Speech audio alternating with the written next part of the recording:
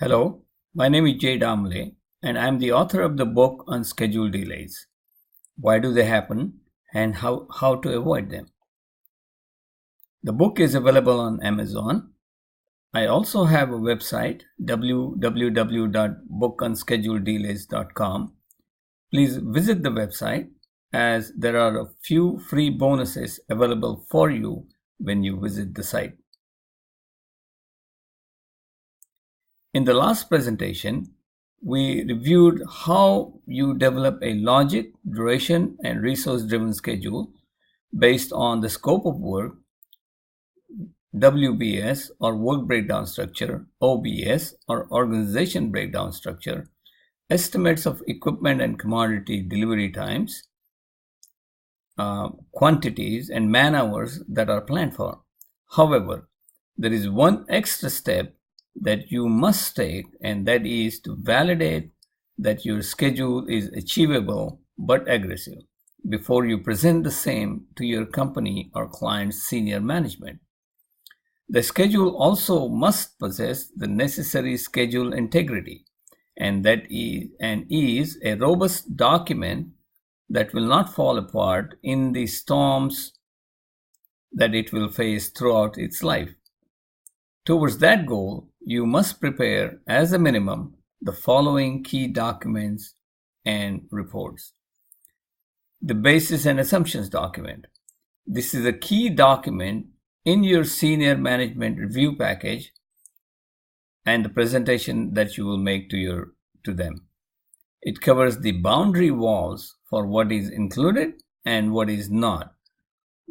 When the baseline schedule was developed, it should include items such as the work scope inclusions and exclusions, commitment dates for key data input from your client to you and vice versa, and the same thing for your vendors and subcontractors, work execution strategy, manpower availability, WBS and OBS, work and official holiday calendar. For more details, please go to the website www.bookonsscheduledelays.com. The next we'll discuss the schedule integrity checks. Remember, the schedule you have developed using a commercial software package such as Primavera P6 is a mathematical model.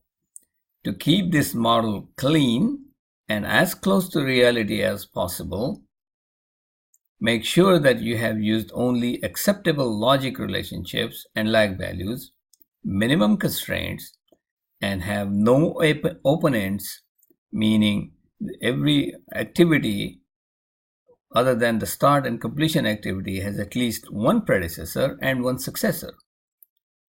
Please go to the book for more details on this. The schedule integrity checks must be done and this integrity verified every single time that you update your schedule and add or remove activities and logic ties.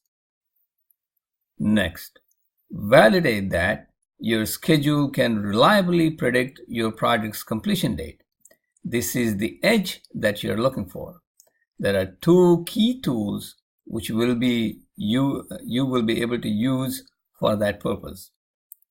First, the critical path analysis. By definition, the critical path is the longest path in your activity network. This path usually has no float associated with the activities, and every single activity in this path must start and finish on the date that the network calculations are indicating. On complex projects, there are multiple activity paths that are either critical or near critical. Many times, those paths have negative float values, meaning they are showing project completion date beyond the contractual date. You must resolve these negative float paths with utmost urgency. If your project team doesn't resolve them in a timely manner, your project will finish late. No ifs, ands, or buts. I have given some examples on the next slide.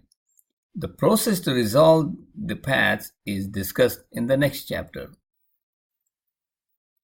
So here you see in this diagram, there are three distinct paths that I present, and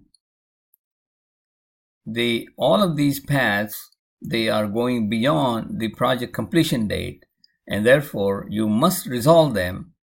But one step you also must take before you start resolving them is you must examine every single activity in that activity path, make sure that every single activity makes logical sense to be in that path.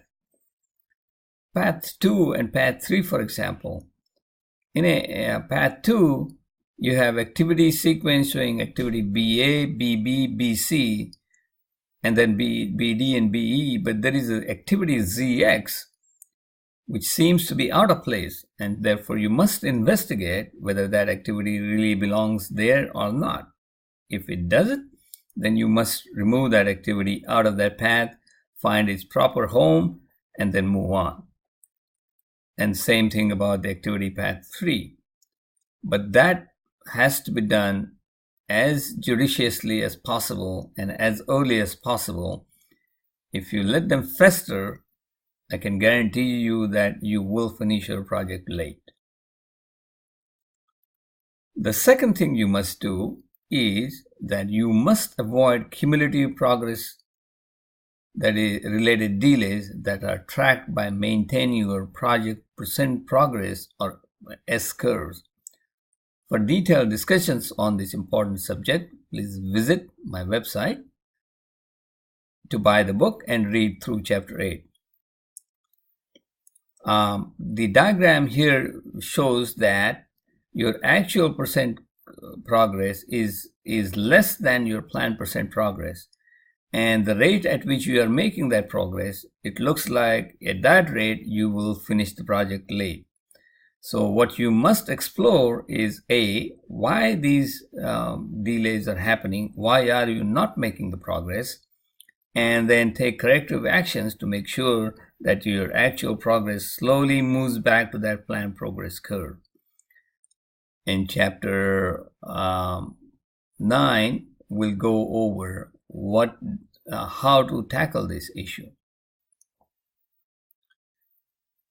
You must also ensure that you have developed a skilled and non-manual and manual manpower profile such as shown below, and you are confident that you can ramp up for each individual discipline's manpower plan when you need them without delays, and they are trained to get the labor productivity that you are planned for. Even with the above analysis, there is one more question that needs to be answered, and that is, what is the probability of success? This is associated with uncertainty and risk, a topic that we will cover in the next chapter, chapter 9. Thank you for watching this video. See you in the next video.